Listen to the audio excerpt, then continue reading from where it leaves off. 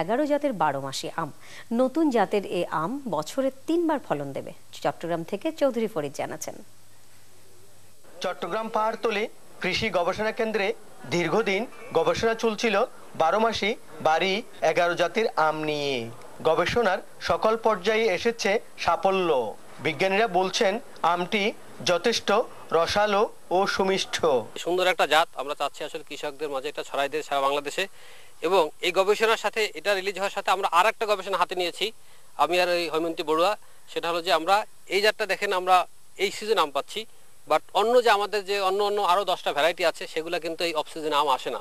তো আমরা চাচ্ছি যে এই অফ সিজনে যদি অন্য জাতের মধ্যে আমরা আমটা আনতে পারি তাহলে আমাদের আমের উৎপাদনটা বেড়ে যাবে। অস্ট্রেলিয়া থেকে আম আমদানি করা হচ্ছে, প্রতি কেজি আমের দাম 600 থেকে 800 টাকা। সেই তুলনায় কৃষকরা যদি তাদের জমিতে আমাদের এই জাতটি উৎপাদন করে তাহলে তাদের খরচ অনেক কম হবে। আগামী 3 বছরের মধ্যে উদ্ভাবিত 12 মাসি বাড়ি 11 জাতের আমের চারা সারা দেশে সরবরাহের পরিকল্পনা নিয়েছেন পাহাড়তলী কৃষি গবেষণা কেন্দ্র।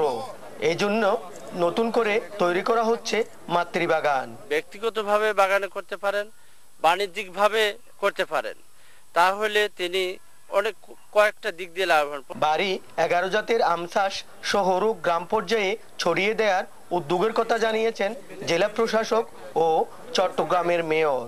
পর্যায়ক্রমে আমরা এটা একেবারে তৃণমূল পর্যায়ে আমরা এই বিষয়টা সচেতন করতে পারি এবং ওনাদের সাথে আমরা একটা ইয়াজো করে ওনাদের সাথে মানে ওনারা কিভাবে এটা আমাদের এই চারাগুলো দিতে পারেন এবং জনগণকে আমরা এই চারাগুলো দিতে পারি।